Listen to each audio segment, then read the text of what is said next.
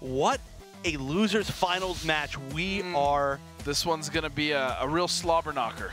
Oh yeah, it's a match of two of the best NRS players in NRS history. It's gonna be Dab and Wound Cowboy. Now, their names really speak for themselves, but of course, Dab, he has been great in every single NRS game. Both of these players, but I mean, so is single Cowboy, NRS game. right? Yeah. So is Cowboy. There's really nothing else to say. I mean, they've done extremely well at many, many majors, at EVO, just tons of different things. But now we're going to see how they do against each other in a game where I have not seen them play. Yeah, that's true. I actually have not seen them play either. So this, I mean, I would almost imagine they've at least played, you know, off broadcast, maybe in casuals or maybe together just online setting something up. But this is going to be a really interesting take on Dab's mindset right now. It is true, especially after just losing that set 3-1 rather convincingly. But let's talk about their character choices here. Dab, he's been going Aquaman, or aka Dabcoman, for the majority of this tournament. And that is the character he's definitely the most comfortable with. Right now we're seeing him go with Black Dabum? I don't know. I tried. That one, it works okay. I respect. That's one that he would say. True. Oh, and that orb covering. And so there's been a new thing where I've been seeing a lot of Fates, including Peanut, use the red Onks in trait to actually control the space in front of him instead of trying to combo or use it for like a setup. It's very smart. I mean, every single thing that you use with Dr. Fate to get yourself more space and more time allows you to set up even more stuff. So it's really, again, look at that momentum. Oppressive orb. Well, tries to get the conversion, didn't get it. This should be a lot of damage.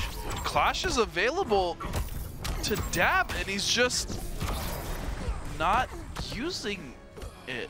Yeah, he, I don't know, maybe he didn't think the combos were going to keep on going, but loses without using his Clash.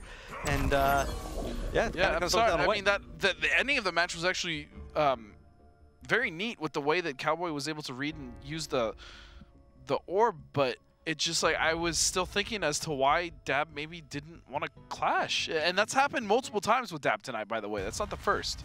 That is true. I mean, we did see him eventually clash in that one match, but then it was far too late. And now we're just seeing it go the whole way. I don't know if he's going to... Wow, he just stuck with Black Adam. Okay. And we do know that he obviously plays Superman. He plays all the top tiers, really. So... Yeah, for those of you who don't know, he did play Martian Manhunter in Injustice 1. That was really his character. Now, Martian isn't back. And I think he played Superman before that in Injustice 1. Very possibly. I could see it. He tends to play those kind of punchy, brawly characters. He did play Jax in Mortal Kombat X, and in 9, he played like 100,000 characters. So, oh, that's right. Yeah, a lot of different characters throughout all of the better ones, though. Yeah. Now, right now, Cowboy, again, just controlling the zoning. I'm curious to know what both Adam and I was gonna say Cowboy players, Adam and Fate players think of this matchup particularly.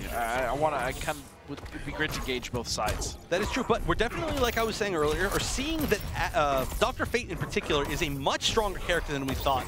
And we did see that recently with Scarecrow, although Scarecrow, of course, did get that wake-up buff. Well, Fate, yeah, he's a different case. I mean, right now we're seeing a Dr. Fate as great as he is, as great as Peanut is. I mean, they are showing that the character has the tools to be able to deal with a lot of these top tiers and a lot of these matchups that are classically good at dealing with zoning characters. And to be fair, I don't really think it was a buff to Scarecrow. I think that was initially supposed to be one of his wake-ups, and it actually wasn't working. It was an effective buff, but yes, it was supposedly a bug that they fixed. He backed back. Yeah, technically, I don't think any characters have been really buffed or nerfed, right? The game's pretty much stayed the same, and I gotta applaud at NetherRealm for that, right? They're letting it breathe. You're shaking your head. I don't like that. No, I'm shaking my head at this match right now as Dab just can't get in, but now he's finally getting a chance.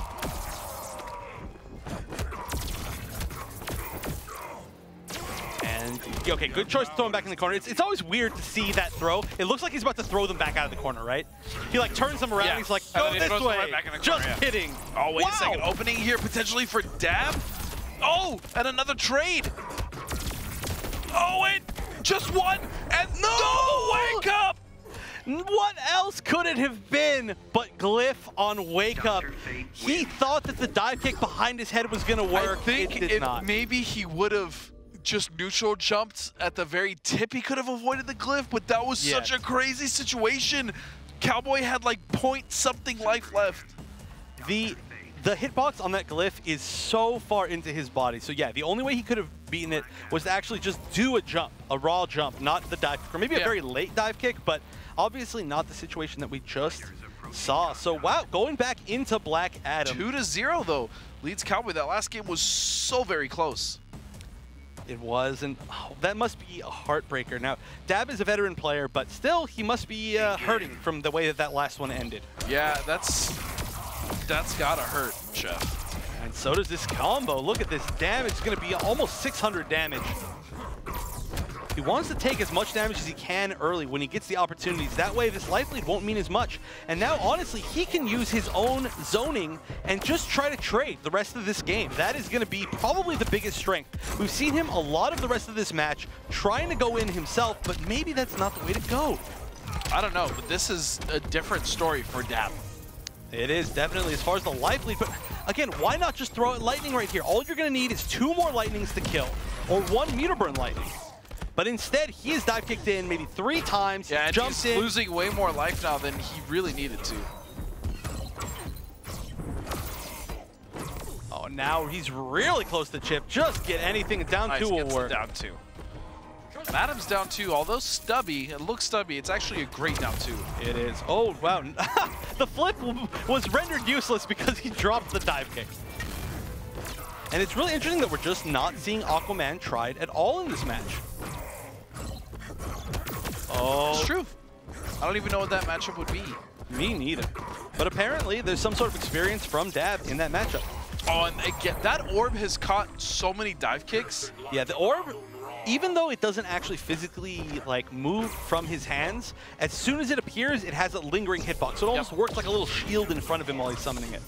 You know, you can still jump over him or, you know, hit him with something else like a projectile, but yeah, you can't really jump life lead that Dab had built is slowly being melted away as we head into the final couple hundred pieces of life. Life pieces. Wow, you used to say that a lot. Yeah, You have not said that recently at all. But that's still going to leave him pretty close to even. 1 bar pretty much for each person. Yep. Oh, and that jump 3 actually beat it out. Dab does have. Oh, that should kill. Oh, no, he used it. Oh, and the low lightning right in his face in neutral takes it. Dab is going to clinch a round for himself or game. Yeah, so that's going to be his first. He's locked himself into Black Adam, and I still think that he's not using his zoning tools well enough. Like, I say this a lot, but Black Adam's biggest strength as his zoning tools is the fact that lightning itself is the strongest projectile in the entire game without meter. So if he trades with one of those dinky little orbs, especially if Dr. Fate is out of trait, he's getting the win there. On top of the fact that it does a ton of damage, it knocks down. And then, like you were saying earlier, he can trade with Black Magic, potentially get something else after that. There are so many different situations where he can win the zoning game based on the fact that he wins trades. And then, of course, once they realize you start winning the zoning game, they have to get in on you, they start making mistakes. Black Adam punishes for 1/4 of your entire life for the entire game. I think, though, what he's worried about, and to be fair, I get it, is the fact that the startup on Lightning isn't the greatest, especially compared to the regular orbs from Dr. Fate, right? Right. So, like, I get both. I get what you're saying, and I guess I understand what Dab's mindset is, but right there, like, if he wouldn't have messed up, because that was obviously supposed to be Lightning, he got 2-2. That would have been a favorable trade for him. Yeah, that is definitely true. The big thing here is that a lot of stuff that Dr. Fate does is either has a really slow startup or it's pretty negative on blocks. So, for instance, every single time he blocks one of these straight projectiles, that's going to give him the time to throw out a lightning. And a lot of time, Cowboy's throwing out the straight projectile and then challenging afterwards. Yeah, you're right. You're absolutely right. Wow. All this damage is going to make it about even. I like the attempt. Oh, and he rolls right into it. Like you said, as soon as that orb starts to appear, it has a hitbox. Ghost hitbox, as you put it. Ooh, nice dive kick. That is going to be it. Well, weird conversion. I like that. You know why I like that? Because he saved trait. He saved trait, and he he actually built a little bit of meter by ending it in a special move, so it's very, very smart. And I would like to see him actually use Lightning Hands to challenge him a little bit more from behind the orb. Lightning Hands is a very good tool in neutral. That's true. Oh no, he just did an accidental air escape. He lost a lot of meter from that, and now he doesn't have the life lead either. He doesn't have the meter burn dive kick in. This is going to be tough. And an air-to-air, if he clashes now, it's actually going to be Cowboy coming out on top if he wants it, but he may not even get the chance. Oh, and so much damage, knocking him back to full Oh, this is getting desperate, and what a clash coming out of Dab. That might have actually been a better situation if Cowboy had done nothing. Oh, Dab not betting anything. Smart choice, Yeah, but no. how is he going to avoid the chip? Oh, that's a good way. Oh, no. And the Ankh does it. Cowboy is going to move on to grand finals here in the 4th week of the San Francisco's region of Hometown Heroes. My goodness, what a good set between these two players, but it is going to be Cowboy moving forward. Yeah, all the way from the loser's bracket. Now, who put him in losers? I'm going to have to check up on that, but I got to talk about this one normal in particular. Jump 3. Dr. Fate's Jump 3 has given so much mileage. It's just insane. I mean, he has so much damage off of that. It looks so hard to anti-air. I mean, we've got a great down 2 from Black Adam, but still very tough to anti-air.